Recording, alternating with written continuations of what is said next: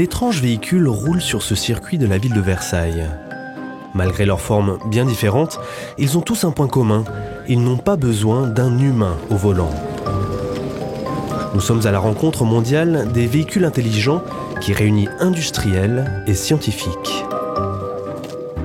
Le partenariat entre la recherche fondamentale et puis l'industrie, c'est de là que naît l'innovation. Si on parle du véhicule autonome, on est vraiment dans un enjeu mondial. Tous les pays s'intéressent à la mobilité autonome, bien sûr les pays qui sont constructeurs automobiles, mais aussi tous les pays qui sont aujourd'hui face à des enjeux de mobilité qui sont importants.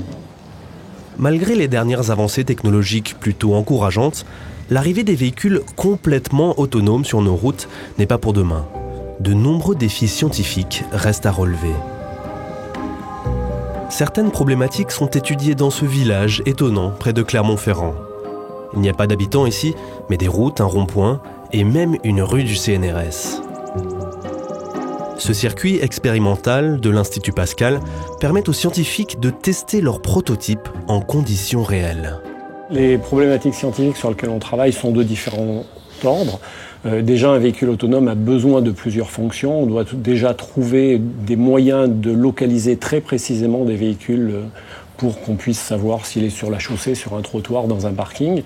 On travaille aussi sur des algorithmes de contrôle-commande, donc c'est le travail pour les automaticiens, où on peut respecter donc des trajectoires à suivre, des évitements d'obstacles. Et puis l'élément peut-être sur lequel actuellement la communauté travaille le plus, c'est la compréhension fine de l'environnement dynamique d'un véhicule pour essayer donc de robustifier, de sécuriser et de pouvoir détecter tous les obstacles potentiels pour un véhicule. Pour comprendre l'environnement tel que le ferait une conductrice par exemple, le véhicule autonome doit s'entraîner à reconnaître obstacles, piétons et tous les éléments qui l'entourent. Pour cela, les scientifiques utilisent une technique d'intelligence artificielle, l'apprentissage profond ou deep learning, basé sur des réseaux de neurones informatiques. Le réseau de neurones, c'est ni plus ni moins qu'un programme mathématique sur un ordinateur.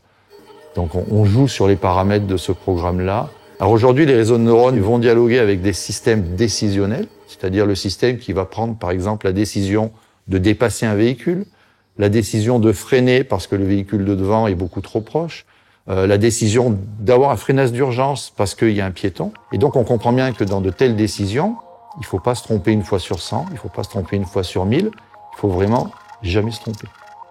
Aujourd'hui, on est conscient que les réseaux de neurones sont très performants, mais on est capable de les tromper.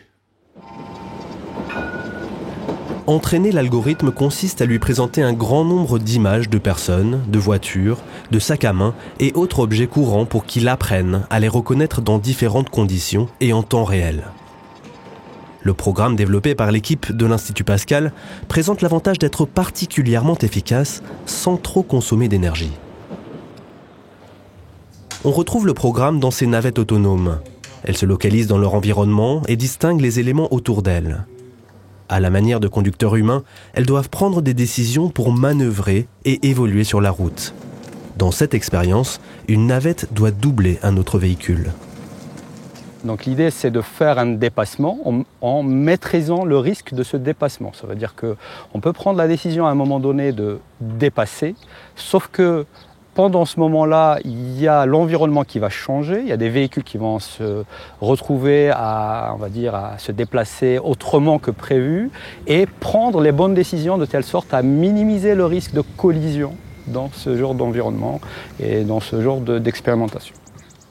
L'idée, c'est d'arriver à trouver le bon compromis de telle sorte à naviguer et garantir le minimum de risque sur le véhicule. La gestion du risque est un verrou technologique majeur qui intéresse particulièrement la recherche fondamentale.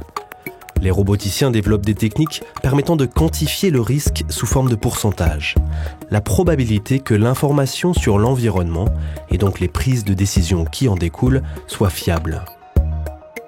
En fonction de cette mesure du risque, le véhicule décidera ou non de doubler par exemple. Dans des environnements complexes comme en ville, la tâche est particulièrement ardue.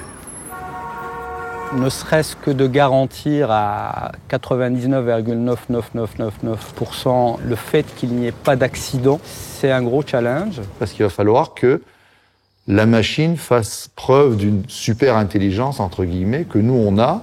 Donc ces niveaux-là d'intelligence, on les annonce pas avant 2050. La voiture super intelligente ne pourra qu'être le résultat de la collaboration entre de nombreux experts, publics comme privés. Installez-vous bien, la route est encore longue.